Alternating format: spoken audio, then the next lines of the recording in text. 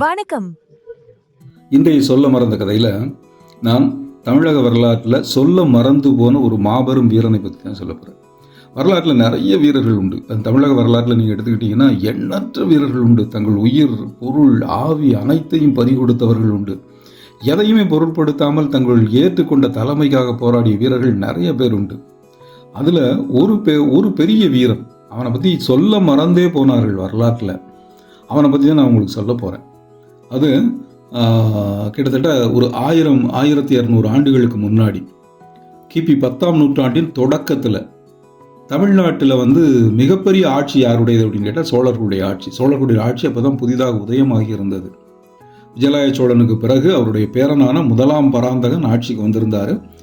கிபி 907 கிபி 953 வரைக்கும் கிட்டத்தட்ட ஒரு 48 ஆண்டுகள் அவர் ஆட்சி செய்தார்.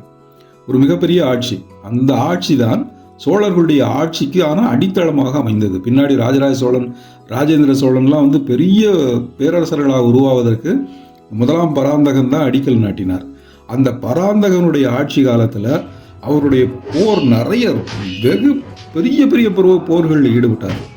அவருடைய போர்க்கள வெற்றிகளுக்கெல்லாம் காரணம் அப்படின்னு சொல்லி அவருடைய மெய்கீர்த்தி அவர் பேரை மட்டும்தான் வச்சிருக்குது. ஆனால் அவருடைய போர் வெற்றிகளுக்கு காரணமாக சொல்ல மறந்து போன ஒரு பெரிய வீரன் உண்டு. அவர் பேர் சென்னி பேரரையன். சென்னினா சோழர்கள், பேரரையன், அரையன்னா ஒரு குறுநில பரப்பை ஆளுகின்றவன் அர்த்தம். பேரரையன்னா அந்த அரையர்களிலேயே சிறந்தவன் அப்படின்னு பேரு. சென்னி பேரரையன்னா சோழர்களுக்காக உழைத்தவன் பேரு. பேரே பாருங்க, அவருடைய பெயரே இயற்பெயர் என்னன்னே தெரியாம வரலாற்றில் சென்னி பேரரையன் அப்படின்னு தான் குறிப்பிடப்படுகிறார். அப்படி சொல்ல மறந்து போன ஒருவர். சரி, யார் இந்த சென்னி பேரரையன்? சென்னி பேரரையன் என்ன அப்படின்னு கேட்டால், சோழ மண்டலத்தில் உள்ள பாம்புனி கூற்றம் அப்படின்னு ஒரு இடம். அது அவங்க நம்ம இப்போ ஒரு நாடுகளை மாநிலங்களா, மாவட்டங்களா, வட்டங்களா பிரிச்சிருக்கோங்களா, அது மாதிரி அன்றைக்கு சோழ நாட்டை கூற்றங்களாக அப்படின்னு பிரித்து வச்சுருந்தாங்க. அது மாதிரி ஒரு சின்ன இடங்களா பிரிச்சு, அது மாதிரி பாம்புனி கூற்றத்தை சேர்ந்த அரசூருக்குரியவர். அந்த அரசூரின் தலைவர் அவர். அவரை அந்த மக்கள் அரசூருடையான், தீரன் சென்னி பேரரையன் அப்படின்லாம் கூப்பிட்டாங்க அவரை. சோழ படைத்தளபதிகளில் மிகச்சிறந்தவராக இருந்தார். அவருடைய சிறப்பு எங்க வெளிப்பட்டது அப்படின்னா வெள்ளூர் போர்ல வெளிப்பட்டு. சரி, வெள்ளூர் போர்னா என்ன அப்படிங்கிறத பார்த்துருவோமா? அது கிபி 910ஆம் ஆண்டு முதலாம் பராந்தகனுடைய படைகள் பாண்டியர்கள் மேலே படையெடுக்கிறது. ஏன்னா பாண்டியர்கள் தான் அந்த பக்கம் பெரிய பேரரசர்கள். ஏன்னா தமிழ்நாட்டில் அதற்கு முந்தைய ஆட்சி காலம் பல்லவர்களும் பாண்டியர்களும் தான் பெரிய பெரிய அரசர்களாக இருந்தார்கள். சோழர்கள் பல்லவர்களை வீழ்த்தி விட்டு தான் அவங்களுடைய அரசையை ஸ்தாபிச்சாங்க. இப்போ மிச்சம் இருக்கிறது பாண்டியர்கள் மட்டும்தான். பாண்டியர்களோடு போர் தொடுக்கணும். முதலாம் பராந்தகன் போர் தொடுக்கிறார். அப்போ பாண்டிய நாட்டை ஆண்டு கொண்டிருந்தவர் 3ஆம் ராஜசிம்ம பாண்டியன். இவங்க 2 பேருக்கும் இடையில நிறைய இடங்கள்ல போர் நடக்குது. மாற்றி மாற்றி போர் நடக்குது. ஒவ்வொரு போரிலும் வெற்றியும் தோல்வியும் மாறி மாறி வருது. கடைசியில் ஒரு கட்டத்தில் பாண்டிய மன்னர் 3ஆம் ராஜசிம்மன் தோற்று போறாரு. நேர இலங்கைக்கு போறாரு. இலங்கையில் அப்போது ஆண்டு கொண்டிருந்த 5ஆம் காஸ்பன் அப்படிங்கிற அரசனிடம் உதவி கோருகிறார். 5ஆம் காஸ்பன் என்ன பண்றாருன்னா, தன்னுடைய படைத்தளபதி சக்கன் தலைமையில் ஒரு பெரிய படை அனுப்புறாரு. இந்த படை உதவியை பெற்றுக்கொண்ட ராஜசிம்மன் என்ன சொன்னார்னா, நாவலந்தீவு முழுவதையும் ஒரு குடையின் கீழ் மீண்டும் கொண்டு வருவேன் அப்படின்னா. நாவலந்தீவுனா அன்னைக்கு இந்தியாவுக்கு பேர் நாவலந்தீவு தான். அதுதான் பழைய பேர். இந்தியாங்கிறது பிற்காலத்தில் வெள்ளையர்கள் வந்த பேர் வச்சது தான். நாவலந்தீவுங்கிறது தான் இதனுடைய உண்மையான பழைய காலத்து பேர். சரி, அது முழுவதையும் கொண்டு வருவோம் அப்படின்னாரு. இப்போ இலங்கை படையும் பாண்டியர் படையும் ஒன்று சேர்ந்துக்கிட்டு திரும்பவும் போருக்கு வருகிறது. போருக்கு வரும்போது எங்கே போர் நடக்குதுன்னா வெள்ளூரில் போர் நடக்கிறது. சோழர் படை மோதுகிறது. இப்போ சோழர் படைக்கு தலைமை தாங்குகிறவர் சென்னி பேரரையன் தான். அவர் தான் தளபதி. அவர் தான் படையை கூட்டிகிட்டு போகிறாரு. கடுமையான சண்டை. 2 பேருக்கு இடையிலான பயங்கரமான போர். அவங்க கூட்டுப்படைகள், பாண்டிய படையும் இலங்கை படையும். பாண்டிய படை போர்க்களத்தில் பின்வாங்காது. வெற்றி அல்லது வீரமரணம் இதுதான். அப்படி கடுமையாக போரிடுறாங்க. இந்த போர்க்களத்தில் சோழர்களின் படை, அவருடைய சென்னி பேரரையனுடைய யுத்த வியூகங்கள்னு ஒன்று இருக்குது. என்னதான் பெரிய படையும் வீரர்களும் இருந்தாலும் கூட யுத்த வியூகம்னு ஒன்று இருக்கும்.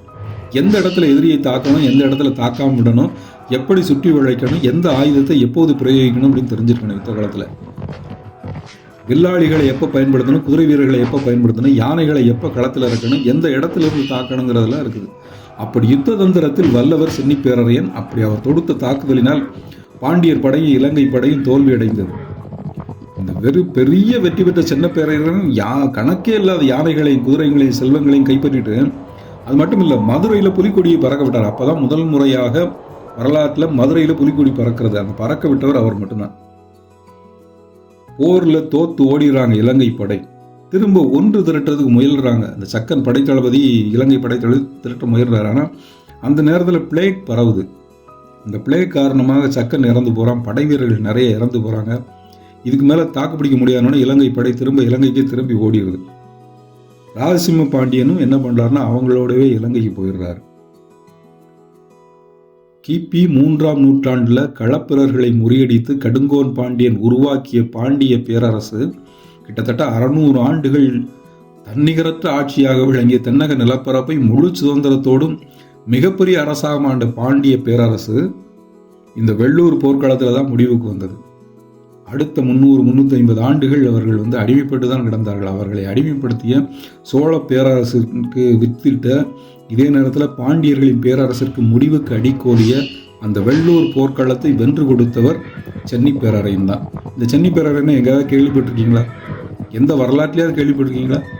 அப்படி சொல்ல மறந்து போன ஒருவரைத்தான் நான் இன்று உங்களுக்கு சொல்லியிருக்கிறேன். இது மாதிரி சொல்ல மறந்து போன மனிதர்களை அங்கங்கே நாம் நினைவுபடுத்தி பார்க்கணும். அப்போ தான் அந்த மனிதர்கள் அவங்க வாழ்நாளில் அவங்க செஞ்சதுக்கான அந்த சரியான பரிசாக இருக்க முடியும். மனிதர்களை நினைவு கொள்ளுற, ஒரு மனிதன் வாழ்ந்து மறைந்து போனான்னா அவனையும் அவனுடைய புகழையும் நினைவில் இருத்திக் கொள்வதுங்கிறது அந்த மனிதனுக்கு நாம் செய்கிற மிகப்பெரிய நினைவஞ்சலியாக இருக்கும். அப்படி ஒரு நினைவஞ்சலியாக இந்த வீடியோ அமையட்டும். இதை பார்க்கின்ற உங்களுடைய நினைவுகளும் அந்த பேரறிஞனுக்கு, அந்த பெரிய வீரனுக்கு ஒரு நினைவஞ்சலியாக இருக்கட்டும் என்று கூறி, இதே போல இன்னொரு வீடியோவில் உங்களை மீண்டும் சந்திக்கிறேன். நன்றி, வணக்கம்.